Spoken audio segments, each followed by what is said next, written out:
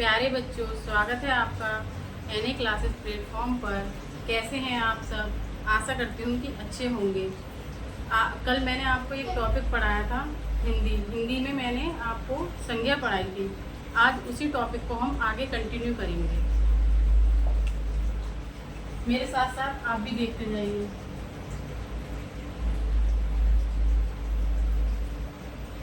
कल मैंने आपको व्यक्तिवाचक संज्ञा के बारे में पढ़ाया था, उसके आगे का ही आज हम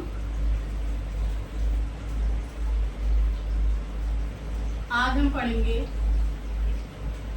जातिवाचक संज्ञा किसे कहते हैं।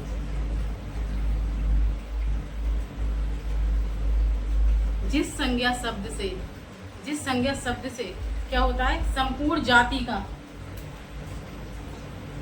जिस संज्ञा शब्द से संपूर्ण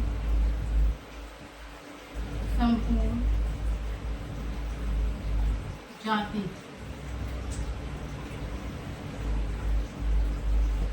संपूर्ण जाति, वर्ग या समुदाय का बोध होता हो। संपूर्ण जाति, वर्ग,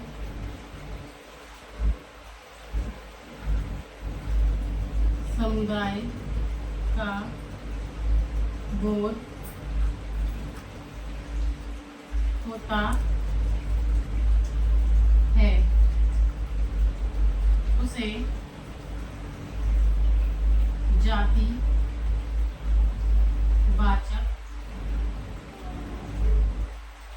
जातिवाचक संज्ञा कहते हैं।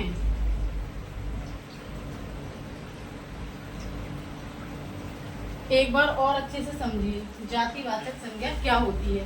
जिस संज्ञा शब्द से संपूर्ण जाति, वर्ग, समुदाय का बोध होता है, उसे जातिवाचक संज्ञा कहते हैं। कैसे, इसे समझिए। इसमें क्या होता है? जातिवाचक में संपूर्ण का होगा। इसमें संपूर्ण मतलब पूरी जाति आ जाएगी, पूरा वर्ग आ जाएगा और पूरे समुदाय की बात होगी। इसमें किसी एक की बात नहीं होगी, इसमें एक से ज्यादा की ही बात होगी, है ना। इसके देखो एग्जाम्पल हम लिखते हैं, उसके साथ साथ समझते हैं। जैसे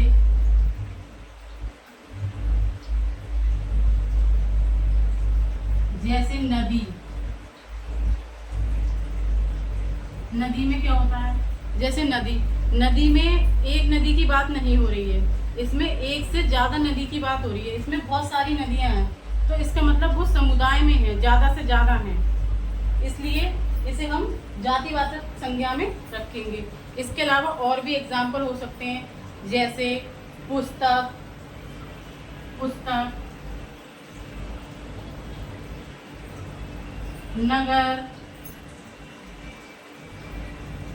नगर हो गया, पर्वत हो गया,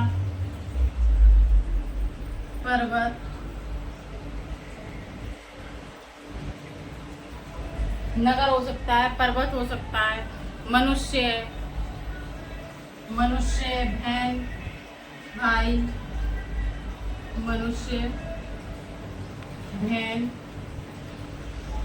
भाई,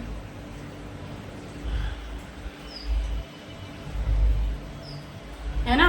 इसमें क्या होता है कि एक से ज्यादा लोगों के बारे में बात होती है। समुदाय में होंगे, या तो वर्ग में होंगे, समुदाय में होंगे, या फिर पूरी जाति में होंगे, इसलिए इसे हम जातिवाचक संज्ञा कहते हैं। इसके अलावा और एग्जाम्पल भी हम दे सकते हैं, जैसे कुर्सी हो गया,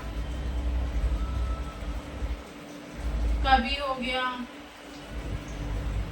है ना, कवि। इसके अलावा अध्यापक है, घोड़ा है, फूल है।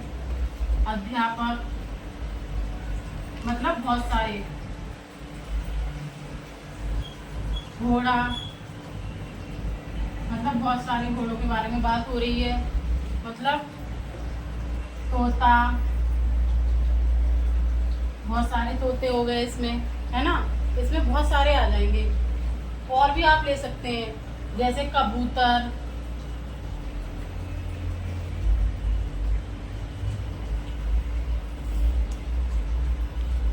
कबूतर आदि।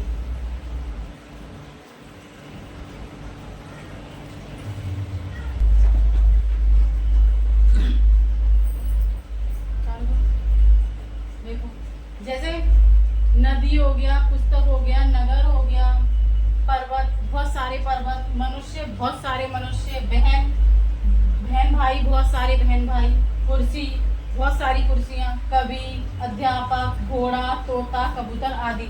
इसके अलावा भी हम इसमें बहुत कुछ ले सकते हैं। मैं आशा करूंगी कि आप ये समझ गए होंगे। इसके बाद में हमारी दूसरी संज्ञा है भाव, 3rd नंबर की। ये हमारी 2 नंबर की थी, अब हमारी 3rd नंबर की है भाववाचक संज्ञा।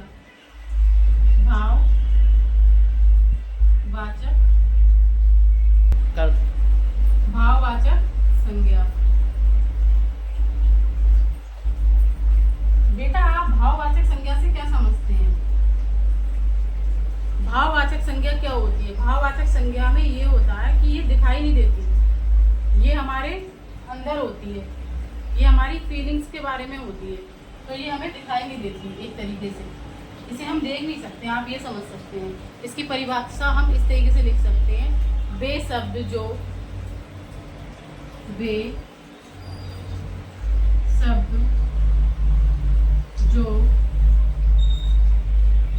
जो किसके बारे में?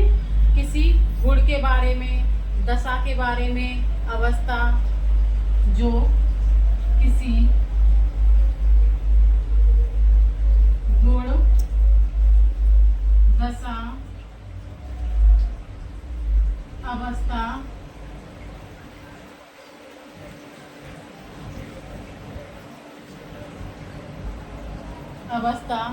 और अवस्था के अलावा क्या हो गया, क्या हो जाएगा?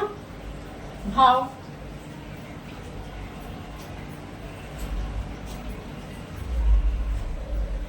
भाव का बोध कराते हैं, जिसे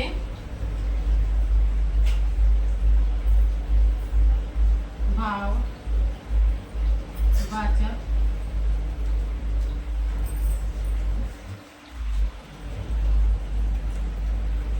संज्ञा कहते हैं।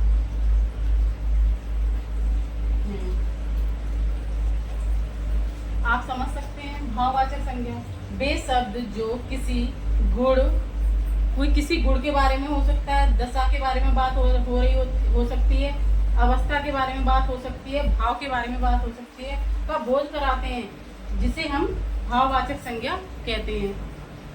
जैसे एग्जाम्पल लिखिए, जैसे क्या क्या हो सकते हैं बेटा? जैसे इसमें हो सकता है पहले हम ग्रुप को ले लेते हैं, जैसे ईमानदार,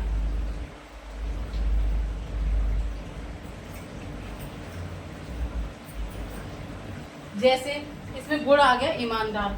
ईमानदार मतलब कोई भी व्यक्ति है जो ईमानदार है, उस ईमानदार को हम देख नहीं सकते, बस हम महसूस कर सकते हैं, उसे हम बस फील कर सकते हैं कि वह ईमानदार है ना। इसी तरीके से ये क्या हो गया? गुण हो गया उसका। और कोई भी चीज हो सकती है, जैसे कि कोई भी फल है बहुत खट्टा है, तो उसे हम क्या करते हैं? कोई भी फल है तो बहुत खट्टा है वो, तो जैसे कि उसे हम महसूस करते हैं, खाने के बाद में, टेस्ट करने के बाद में उसे हम महसूस करते हैं, अरे ये बहुत खट्टा है ये फल, है ना। इसके अलावा सुख हो गया, दुख हो गया, है ना। इसके अलावा भी और भी बहुत से हो सकते हैं, है ना। सुख दुख हो गया, मान, मान हो गया, किसी का मान करना। इसके अलावा कुछ हम दशा ले लेते हैं, अवस्था ले लेते हैं, जैसे बचपन, बुढ़ापा,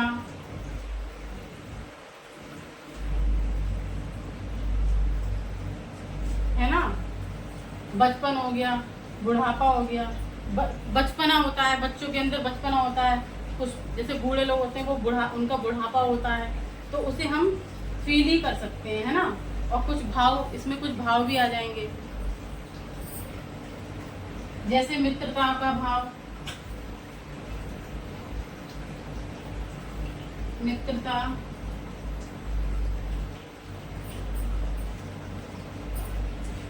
शीतलता,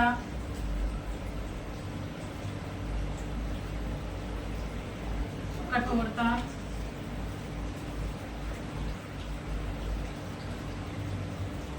कुछ और एग्जाम्पल भी आप भी बता सकते हैं अपनी तरफ से। इसमें और भी काफी एग्जाम्पल हो सकते हैं, है ना। शत्रुता, शत्रुता, जैसे कोई शत्रु होता है तो वो शत्रुता निभाता है किसी से भी, है ना। उदारता, किसी पे कोई उदार करे, उदारता। और कौन से हो सकते हैं बेटा? आदि, इतने ही कर लेते हैं। आदि आप इसे बहुत अच्छे से समझ पाएंगे। भाववाचक संज्ञा क्या होती है, कौन कौन सी होती हैं? ईमानदार, खट्टा, सुख दुख, मान, बचपन, बुढ़ापा, मित्रता, शीतलता, कठोरता, शत्रुता, उदारता आदि। आप इसे बहुत अच्छे से समझिए बेटा। अब मैं आगे क्लास कंटिन्यू कर रही हूँ, ये मैं रफ कर दे रही हूँ, ठीक है। एक पॉइंट आप नोट में लिख लीजिए।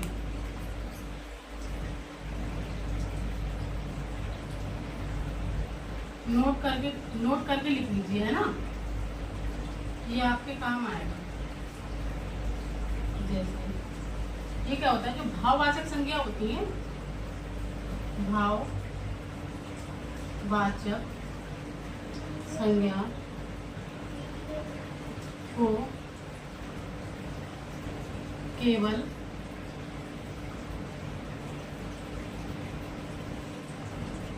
अनुभव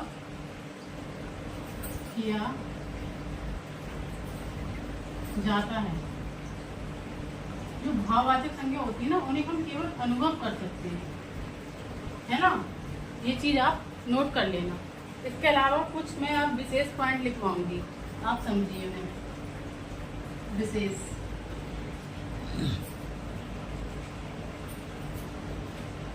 ये आपने नोट कर लिया होगा, मैं इसे रफ कर देती हूँ क्योंकि फिर पूरा आ नहीं पाएगा इसमें। विशेष,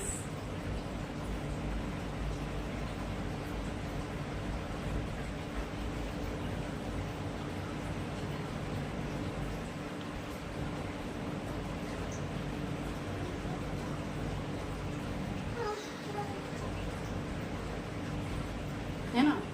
जो जातिवाचक संज्ञा होती है, जो जातिवाचक संज्ञा होती है, जो जातिवाचक और भाववाचक संज्ञा होती है ना।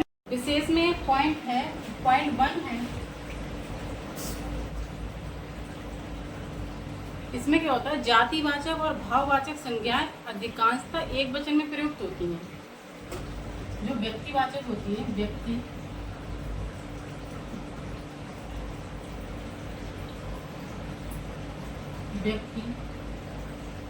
वाचक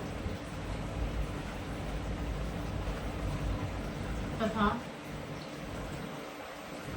भाववाचक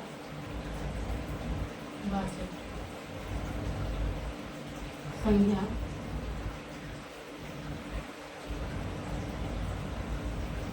एक वचन में प्रयुक्त होती है। एक वचन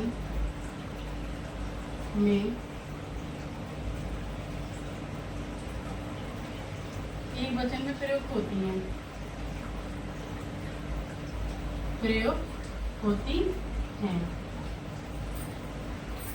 है ना।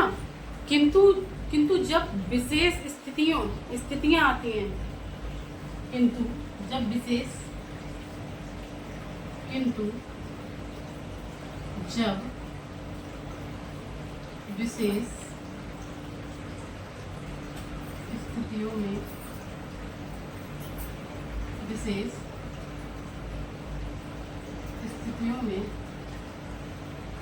विशेष स्थितियों में क्या होता है, विशेष स्थितियों में इन्हें एक व्यक्ति या भाव के लिए प्रयुक्त ना करके इन्हें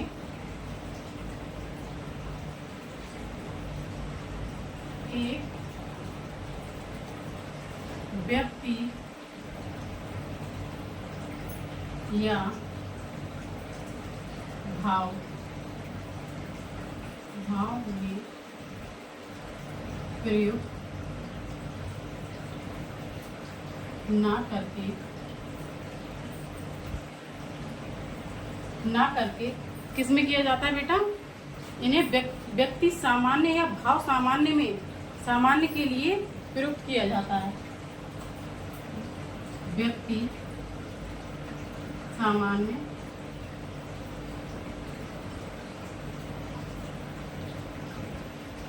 या भाव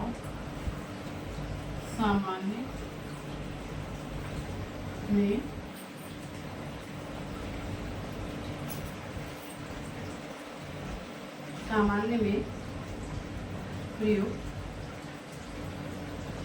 किया जाता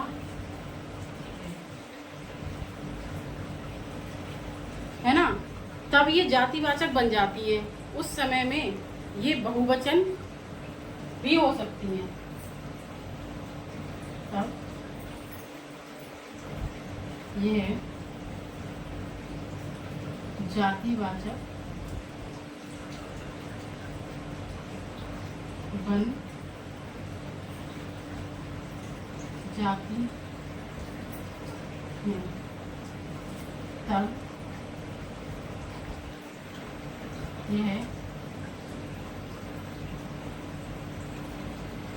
यह बहुवचन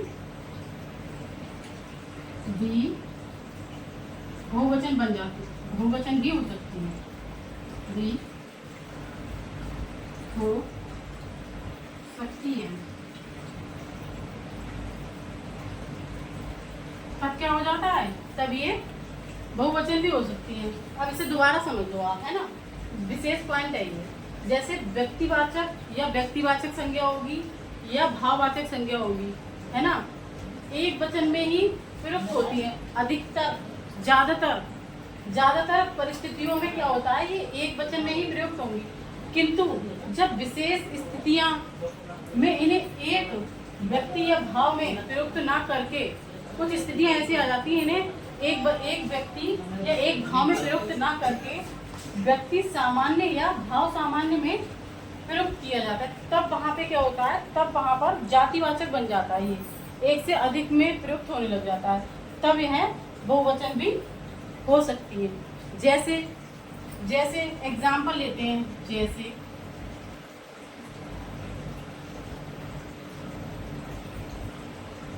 जैसे जो कश्मीर है, कश्मीर सुंदरताओं की जन्मभूमि है। कश्मीर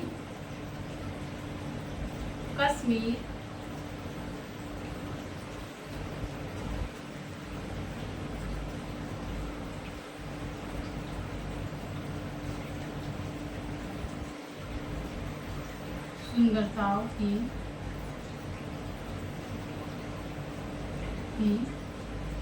जन्म भूमि है। अब इसमें क्या शब्द लिया है हमने, कश्मीर एक वचन में आना चाहिए, लेकिन यहाँ पे क्या हुआ है, कश्मीर सुंदरताओं की जन्मभूमि है। सुंदरता मतलब बहुत सारी सुंदरताएं हैं, तो इसलिए यहाँ पे हमने कश्मीर शब्द को सुंदरताओं बोला है। तो इसीलिए यह क्या हुआ है, एक वचन की जगह बहुवचन में प्रयुक्त हुआ है ना, इसलिए इसे जातिवाचक बना दिया गया है। और दूसरा और एग्जाम्पल ले लेते हैं। ये हो गया हमारा फर्स्ट।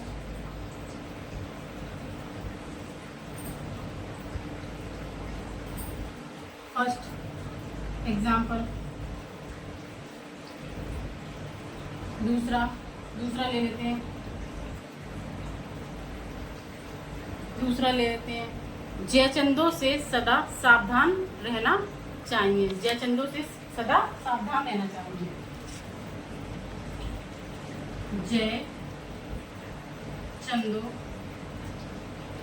जयचंदों से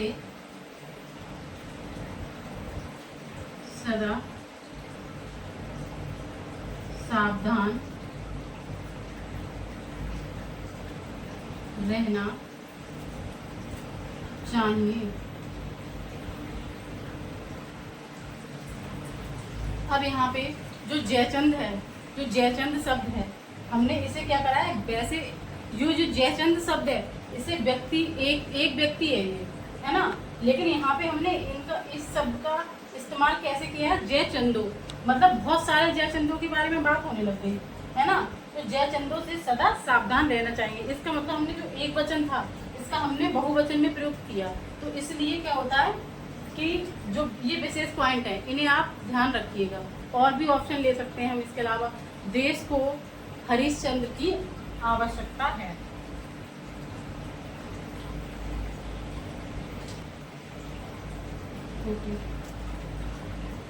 क्या है, देश को हरिश्चंद्रों की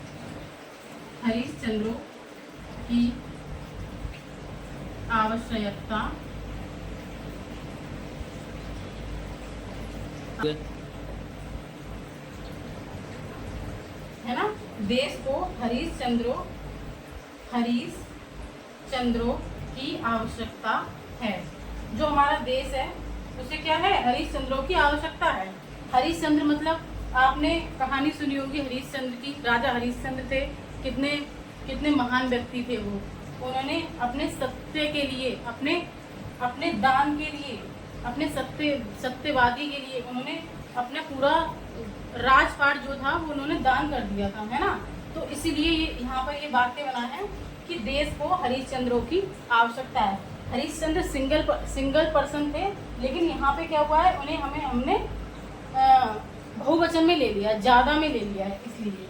ठीक है, और एक एग्जाम्पल और लेते हैं।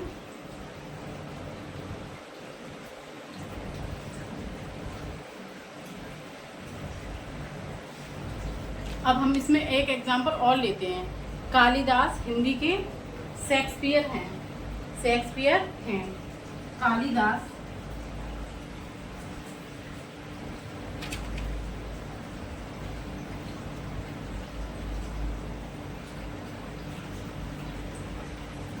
कालिदास हिंदी के शेक्सपियर हैं।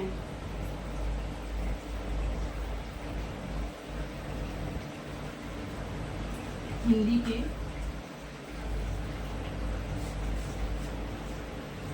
शेक्सपियर हैं।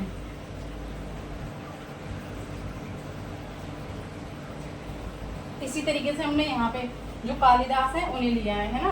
कालिदास हिंदी के क्या हैं, शेक्सपियर हैं। ठीक है, आपको समझ में आया होगा, आशा करती हूँ, है ना। और अगर आपके कुछ समझ में नहीं आया तो आप कमेंट करके भी मुझसे पूछ सकते हैं। ठीक है बेटा, अब मैं इसे रफ कर दूं। ठीक है, मैं इसे रफ करती हूँ, फिर आगे कंटिन्यू करते हैं।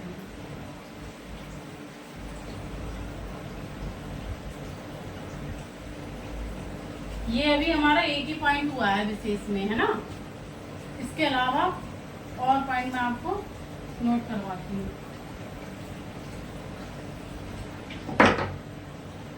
पॉइंट नंबर 2 है ना, 2 नंबर का पॉइंट है जो हमारा विशेष था।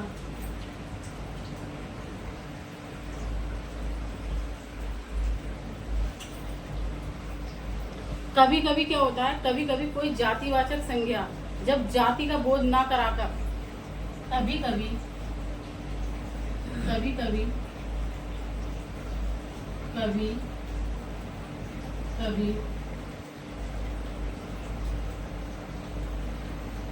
कोई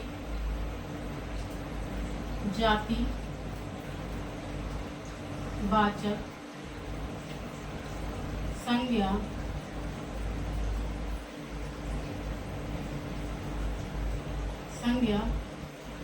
जाति का बोध ना कराकर।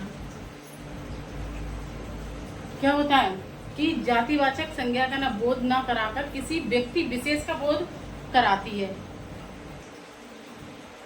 ना कराकर किसी विशेष व्यक्ति का बोध कराती है। क्या होता है कि कभी कभी कोई जातिवाचक संज्ञा है, मतलब बहुवचन में होना चाहिए, जाति का बोध ना कराकर वो क्या करती है, किसी विशेष व्यक्ति का बोध कराती है ना। तब वह क्या हो जाता है, तब वह व्यक्तिवाचक संज्ञा बन जाती है।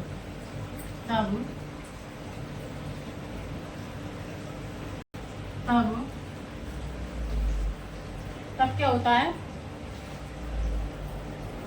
बोध ना कराती है, तब वह व्यक्तिवाचक संज्ञा बन जाती है। तब वह व्यक्तिवाचक संज्ञा बन जाती है ना, बन जाती है। जैसे यह देश गांधी और नेहरू का है, यह देश किसका है, एग्जाम्पल है जैसे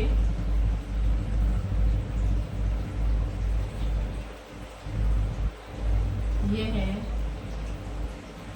देश गांधी और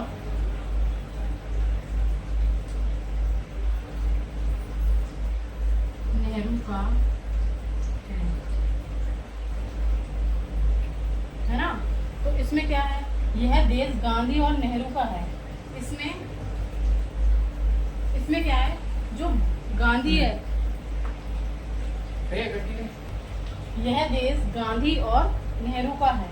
गांधी से मतलब, गांधी और नेहरू से मतलब यहाँ पे क्या है, जैसे ये गांधी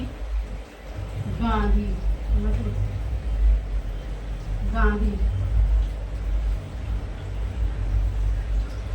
गांधी और नेहरू,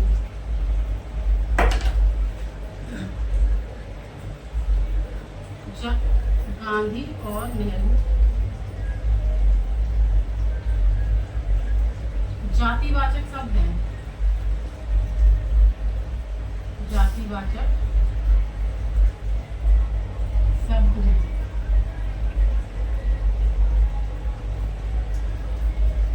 है ना। इसमें क्या है, गांधी और नेहरू जो हैं जातिवाचक शब्द हैं, लेकिन यहाँ पर क्या है, लेकिन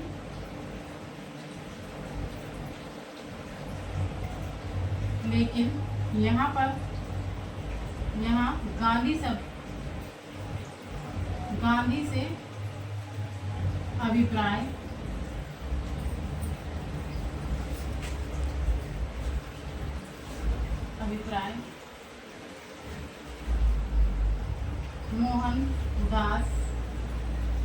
मोहनदास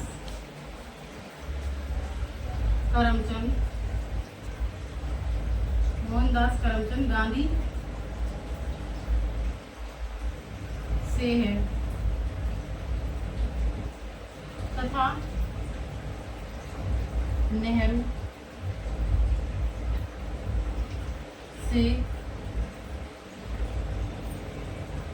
अभिप्राय है, नेहरू से अभिप्राय है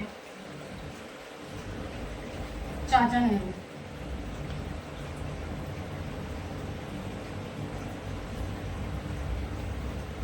नेहरू जवाहरलाल नेहरू, जवाहरलाल नेहरू से है।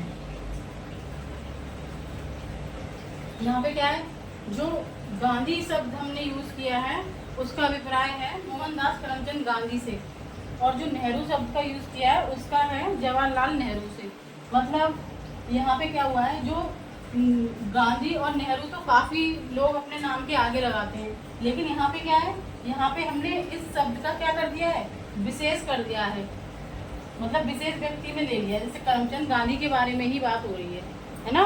तो इसमें क्या है, अतः यहाँ शब्द ये क्या है, अतः ये शब्द कौन से बन गए, अतः यह शब्द व्यक्तिवाचक के, व्यक्तिवाचक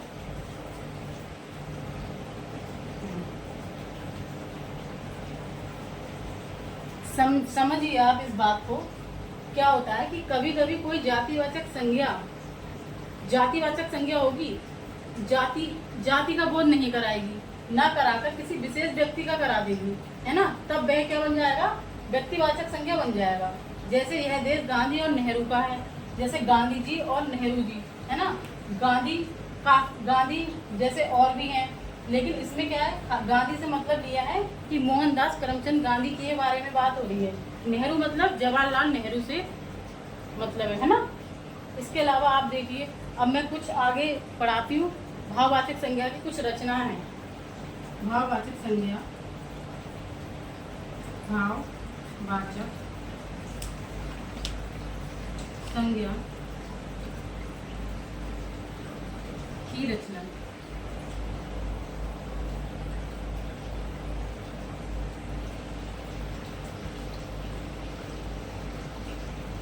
भाववाचक संज्ञा की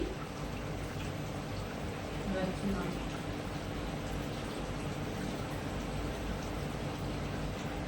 भाववाचक संज्ञा की रचना।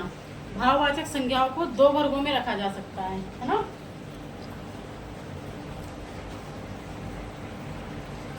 भाववाचक संज्ञा को दो वर्गों में रखा जाता है। भाववाचक संज्ञा को दो वर्गों में रखा जा सकता है। कुछ संज्ञाएं अपने मूल रूप में भाववाचक संज्ञा होती हैं, कुछ संज्ञा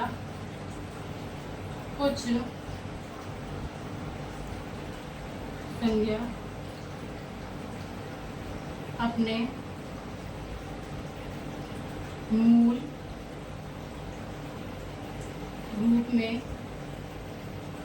मूल रूप में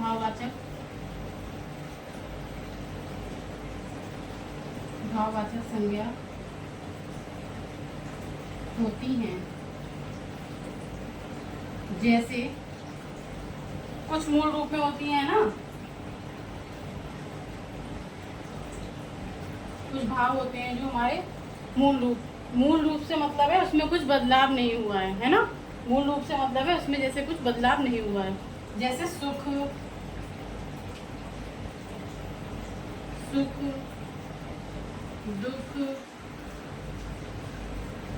इसके अलावा मान, अपमान आदि।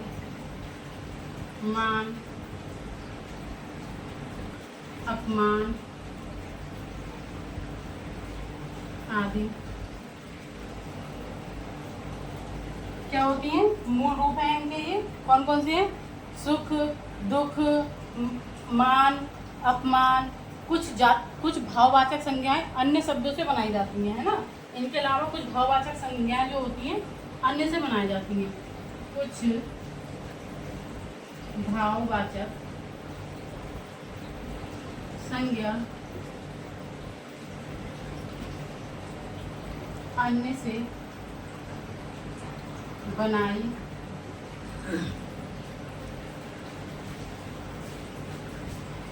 जाती हैं। मूल रूप के अलावा कुछ अन्य से भी बनाई जाती हैं, है ना। जैसे मित्र से क्या बनाएंगे, मित्र से क्या हो गया बेटा, मित्र से क्या बनेगा, मित्रता, है ना। और मित्र से मित्रता हो गया। सफल से, सफल से बनाओ, सफल से सफलता। और जैसे इसके अलावा कठोर, कठोर से क्या बन जाएगा, कठोर से कठोरता, है ना। कठोर से कठोरता। इसके अलावा भी बहुत से होते हैं, हम यहीं पे आदि, इसके अलावा और भी होते हैं, है ना। अब मैं इसे रफ कर देती हूँ, ठीक है बेटा।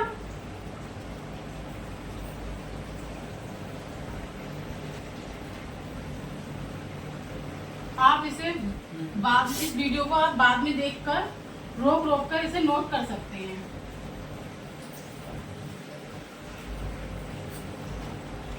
अब आगे, आगे क्या है, जो भाववाचक संज्ञाएं होती है, भाववाचक संज्ञा की रचना कितनी होती है, भाववाचक संज्ञा की रचना, भाववाचक संज्ञा की रचना,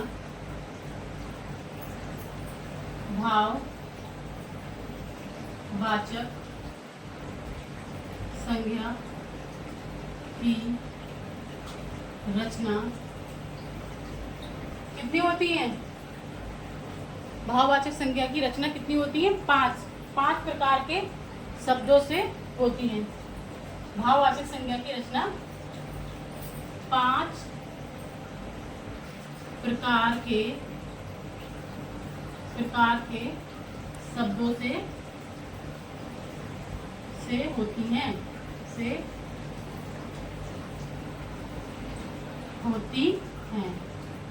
जो भाववाचक संज्ञा है उसकी रचना हम 5 प्रकार के शब्दों से कर सकते हैं। जैसे जातिवाचक संज्ञा से, फर्स्ट है, पहला है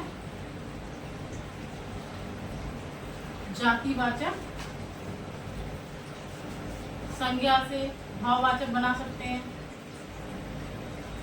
है ना। दूसरा किससे बना सकते हैं, इसके अलावा सर्वनाम से, विशेषण से, सर्वनाम से, विशेषण से,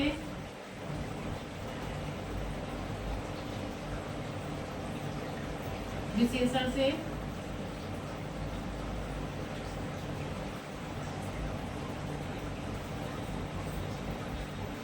विशेषण से बना सकते हैं, सर्वनाम से बना सकते हैं। इसके अलावा क्रिया से और अव्यय से, क्रिया से तथा अव्यय,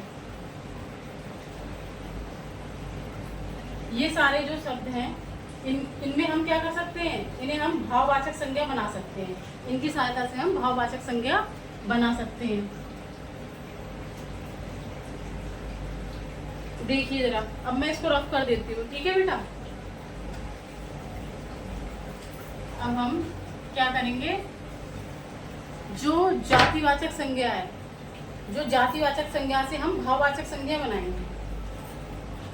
जातिवाचक से भाववाचक किस प्रकार बना सकते हैं, जातिवाचक से भाववाचक संज्ञा,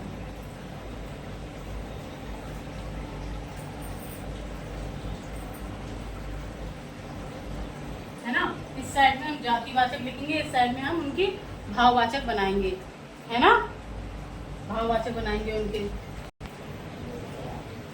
जातिवाचक संज्ञा से हम भाववाचक संज्ञा बनाएंगे। एक काम करते हैं बेटा, हम इसको आगे कल कंटिन्यू करेंगे, क्योंकि अब बहुत लंबी क्लास हो जाएगी तो आपको समझ में भी नहीं आएगी, इसलिए इसे हम यही रोकते हैं। अगर आपको मेरी वीडियो अच्छी लगी हो तो चैनल को लाइक करें, चैनल को सब्सक्राइब करें और वीडियो को ज़्यादा से ज़्यादा शेयर करें।